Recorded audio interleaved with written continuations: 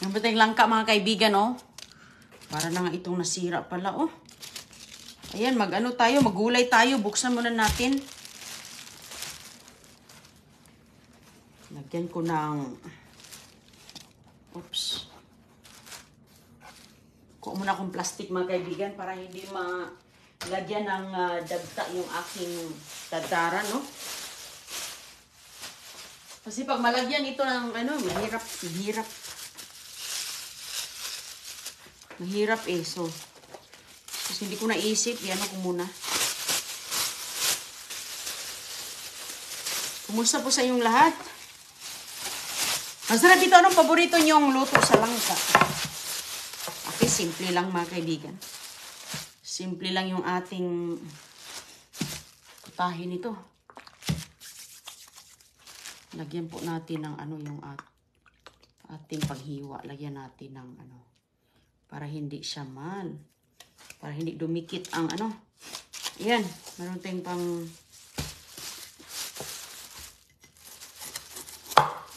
wow. Parang presko talaga, oh. Ay, okay. Mabuti to. Hindi pa hinog. Kala ko kasi hinog na.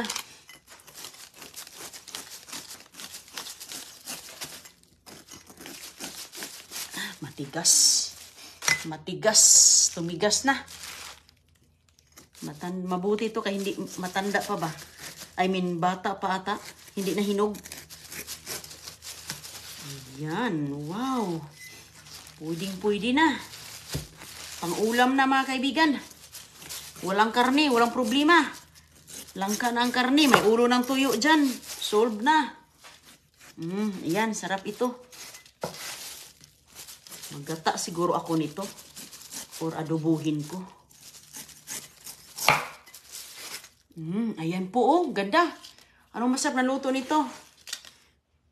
So ngayon, bago natin ito siya lulutuin muna natin para matanggal yung pait niya. Kuluan muna natin yan. Ayos, oh. Sus, ang ganda. Bigay lang to sa kay Inday Roning. Maraming salamat kay Ate Dada. At sa kanyang kaibigan na maraming langka. Nabiyaan tayo nito. Ay, nahawakan ko ang...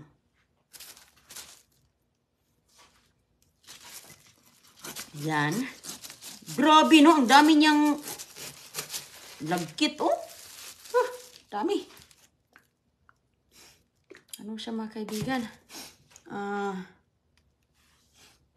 Pinapatulo ko nga ito doon, eh. Marami pa pala.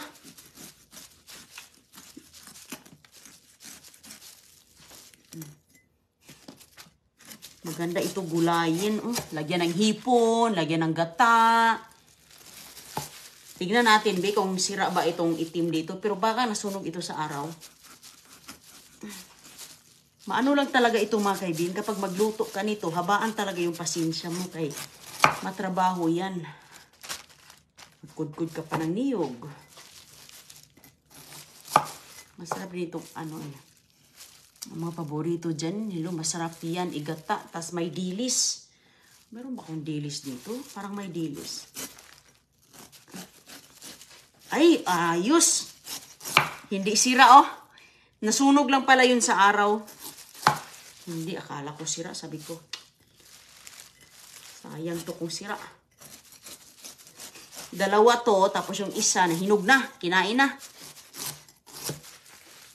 Kinain na namin yung hinog. Dami din nakatikim sa hinog nito. Sabi ko, hala, sana hindi ito mahinog kasi hindi ko pa nagulay ba kahapon. Ayan, hala, grabe ang ano. Ay! Grabe ang ano, oh. Pumunta na dito sa aking kamay. Dumikidikit-dikit. Oh, ganyan talaga. Oh, mabuti nga mayroon tayong tika. Lagyan naman tika ba, oh. Diretso na ito, eh. Diretso na ito sa kaldero. Hiwa-hiwain natin. Ganyan lang mga kaibigan, oh.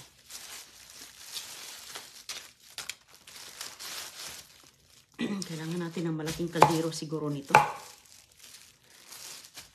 Kay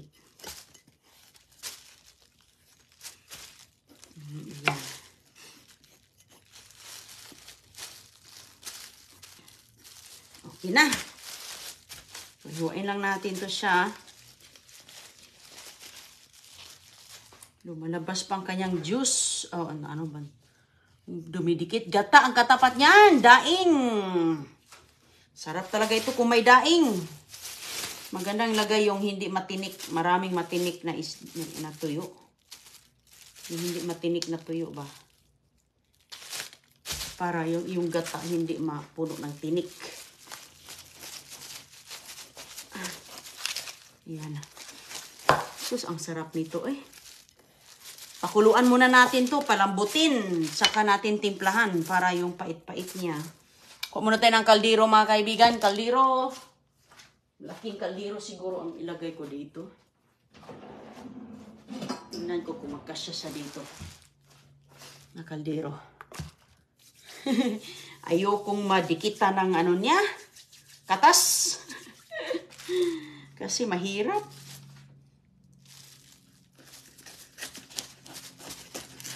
Ay, hinog na oh. Matanda na po, ganyan ang kulay, matanda na.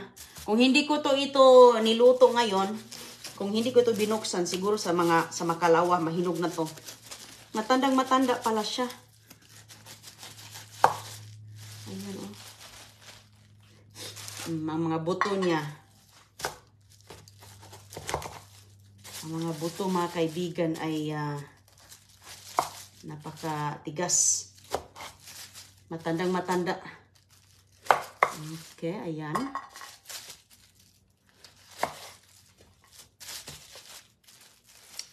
Kunting ano lang talaga, kunting sipag lang nito eh. Dahil, gaya yan, oh, dumidikit-dikit na sa kamay mo. Ang sarap nito kapag batang-bata. Dahil ang lambot-lambot ng ano niya, buto. Sos, ito yung ulam namin araw-araw sa probinsya. Dami kaming mga tanim na mga ganito.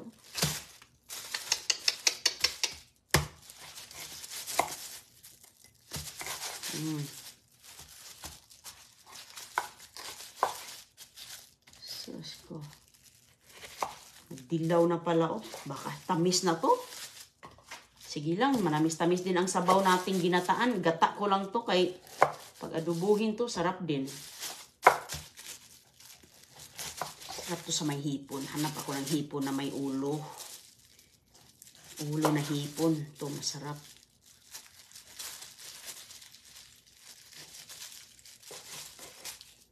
Yan. Mabilis lang tong lutuin kapag makulo na to.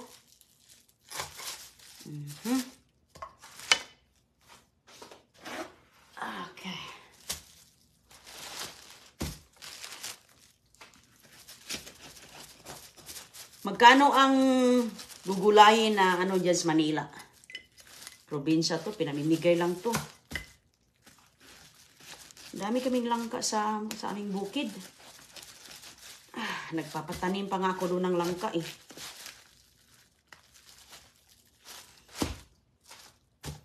Kasi ang langka, kung walang ulam, mauulam natin.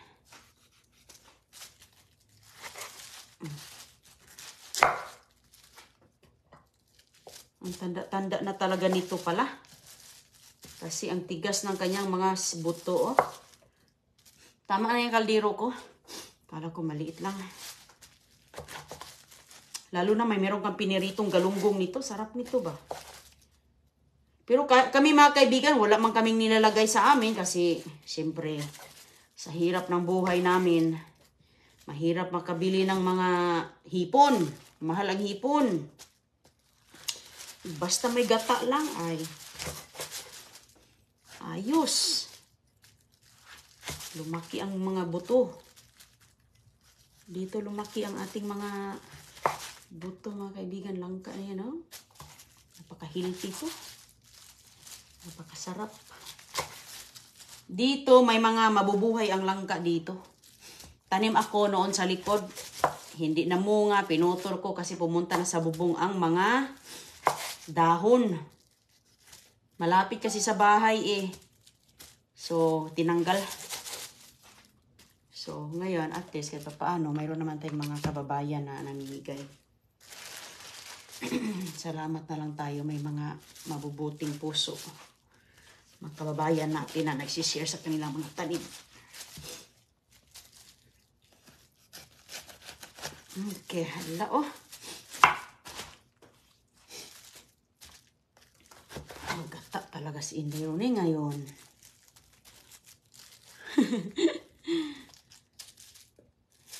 Pag mahahaba ang pasensya mo nito, kudkod ka pa ng magkudkod pa ako ng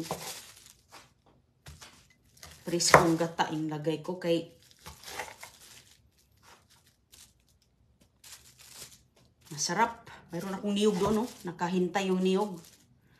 Buko na kuhas basura. Nakita ko dyan, mga tinatapo nila mga buko. Ay, sus. Wa na. Kinuha ko na yan kay bahala na yan. Magdumami niya dyan sa labas. Basta, nakuha natin kasi gaya nito, oh. Mayroon tayong mga langka. Sarap talaga presko. Mayroong lata man. Kung gusto mong madalian.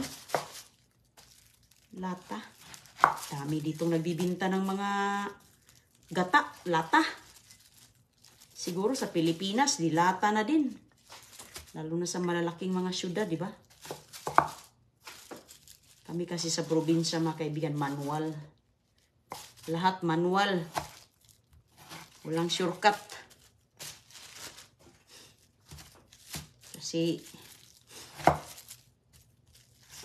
bili na lang ng bili na lang ng tuyo. Ang ibili ng dilata. Daming niyog naman. Oh, ayan oh. Medyo nagdilaw-dilaw na siya dahil sa katandaan. Siguro 2 days from now, pag hindi ko ito binuksan, mahinog na. Pero okay yan. Sarap nga yan nating gata dyan na manamis-tamis ng kunti. Okay. Ayan. So ngayon, lagyan ko na lang yan ng paper towel dito sa ibabaw para doon dumikit ang mga dagta niya. Katas kasi nga. Ang katas niyan, mga kaibigan, ang katas hindi naman ito natutunaw kasi sa ibabaw ko lang naman ilalagay. Kasi ang katas niyan, didikit sa kaldero ko eh. Kuskus. Grabe na naman ang kuskus ko niyan mamaya. Didikit sa kaldero, mga kaibigan.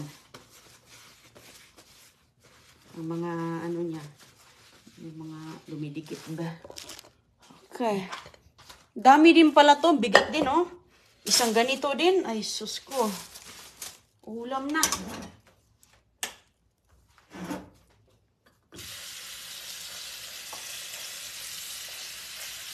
Diretso na. Pakuluan natin to ng medyo matagal-tagal dahil matanda ang kanyang mga seeds ba.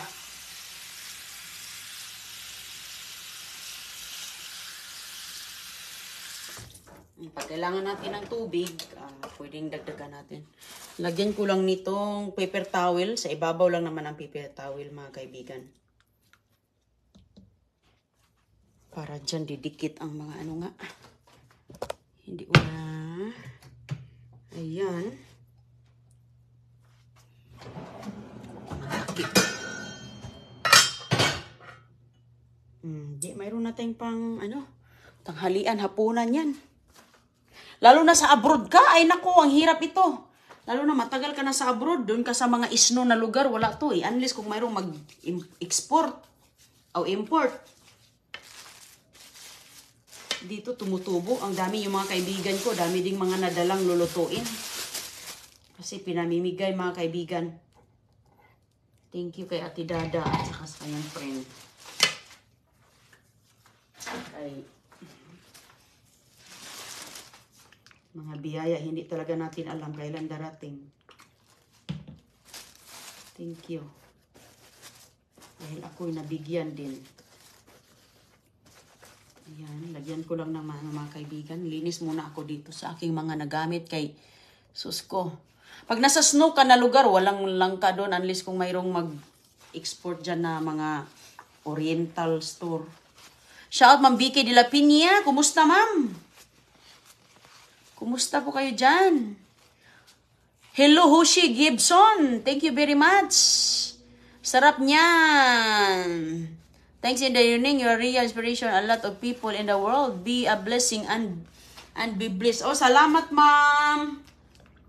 Salamat. Mayroon tayong nabigyan ng balikbayan box kanina dahil marami ako dito mga damit at mga books. Si Micheliba ba yun? Ihoy, andito ba? Okay, para maklim na niya yung mga damit ng mga bata ba? Kanina ha, nag-live ako kanina. Micheliba Ihoy, yes. Kung andyan ka po ngayon, i-claim mo yung box mo para ngayong linggo, maisabay na natin sa ibang mga balikbayan. Kahit pa paano mga kaibigan yung mga nagamit na mapakinabangan pa. Sus ko, dito ang dami dito mga damit na mapakinabangan pa. Pinagtatapo na nga kahit may mga tag pa. Pinagtatapo na noon last week na shipping na nga yung iba eh. May mga damit, mga bata, mga laruan. Sus ko. Dami kasi dito mga laruan mga kaibigan eh. Kung malapit lang talagang Pilipinas, pinag-isa-isa ko na yan. Pinag-isa-isa ko na, binigyan ko na kayo lahat. Sus ko, layo man talaga tayo. Ayan, napapakulo ako. Pakulo ako dito at yun. Ha, Micheliba ha. Send a screenshot with complete name, address, cellphone number. Para may ano na natin, maayos na natin yun. Hanggang bukas lang po yun. Pag hindi mo ma-claim po, bigay natin sa iba. Kasi daming, hindi na kami makahintay sa iyo. Kahit papadala na natin yan. Para darating dyan, September. Sus mga kaibigan, malapit na ang Pasko. Malapit ng Pasko, kaya tuloy-tuloy lang yung ating pamimigay ng mga kahit paanong mga nagamit dito. Mapakinabangan. Simple lang mga kaibigan na paraan. Basta may mapasaya tayo. Masaya na din ako. Masaya na din kami dito. Hindi man tayo makabili ng mga brand new, pero yung mga goodies natin, binili natin sa Costco.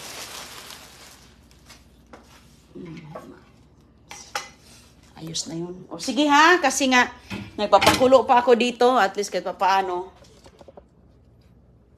Alam nyo mga kaibigan, maggata ako dito. Sus ko, talagang mabinta yung aking paksiw nung nakarang linggo. Doon kami, nanguha kami ng mangga. Sus, dito ko niluto yung paksiw ko. Oh. Gustong gusto nila. Masarap kasi itong lutuin, pero ito ay diba? Yung mga katandaan, yung lula ko, lumaki man ako sa lula, ito yung aming lulutuan. Lahat ng lutuan namin, ito po, mayroon po kaming lutuan ng puto na ganyan din mga kaibigan. Ang laki, kahit anong klase eh. Diba yung mga matanda, yung mga lula, yun, naabutan mo ba to? Dito niluluto. Napakasarap kahit walang timpla.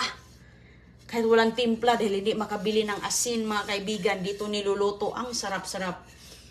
Kaya minsan dito ko nagluto ng kanin, nagluluto ako dito ng pansit, at saka lagi akong niluluto dito yung aking paksiw na isda. Matagal na to, talagang inalagaan kong mabuti kay Susko, hanap-hanapin yan dito. Wala yan dito, kapag galing ka ng Pilipinas, magdala ka nito mga kaibigan, hindi ka, mabigat at saka mabilis itong masira, makrak. Kaya, talagang, yung ayusin mo talaga pag wrapper, pero bigat nito, magdadala ka niyan, tapos ilagay sa luggage, tapon-tapon lang doon. Mahirap.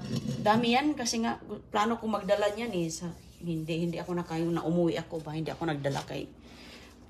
Naghanap na lang ako, mayroon ako doon, dalawa yan mga kaibigan, in case masira yan.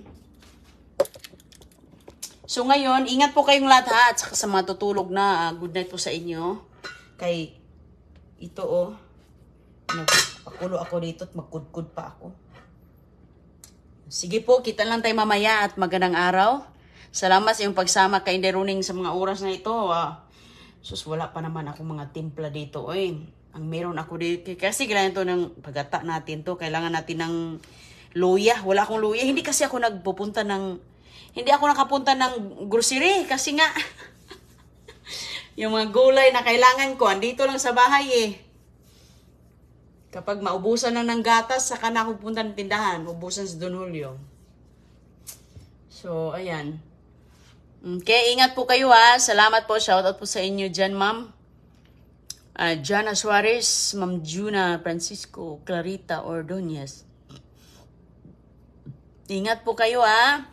May ganyan ako, maliit nga lang. Rizame Manzan. Ito, ma'am. Maliit. Medyo malaki-laki yan. Malaki. Pinili ko yung malaki eh. Kasi nga minsan pag kung maganda kasi tulutuan ay napakaano niyan ay no. Basta ito yung nga yun sa yung lula ko. Walang timpla mga kaibigan pero sus, ubos ng kanyang mga apo. Dami kami. Mga apo ng lula ko, ubos yung ganyan. Lalo na makapunta kami sa dagat. Malayo yung dagat sa amin pero dumadayo kami kasi marami kaming mga kamag-anak na nangingisda. So, bago kami bigyan ng isda, tumutulong kami.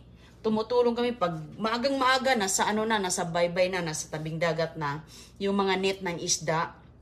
Pati ako, maliit pa din ako nun. Tumutulong sa pagkuha ng isda dun sa net kasi yung ulo ng isda lumalabas sa net, di ba? So, tumutulong kami.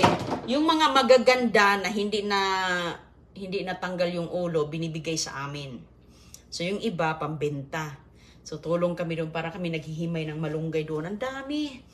Mga tamban pa yun. So, lagay dyan. Pag uwi sa bahay, lagay dyan. Mayroon kaming suka ng niyog. Yun lang ilagay doon. Tapos, ang sarap. Kahit walang asin. Priskong isda. Ganun talaga mga kaibigan ang buhay natin. Pero, hindi natin yan pinagsisihan kasi dahil doon tayo naging matatag, lumakas, at naging marunong magdiskarte sa buhay. Kahit anong mga kahit saan tayo pupunta, kahit saan tayo sasabak, alam na natin paano natin i-handle dahil naranasan na natin ang pagiging walang-wala. At talagang doon tayo naging natuto ba. O sige ha, ingat po kayo at kita lang tayo mamaya ulit.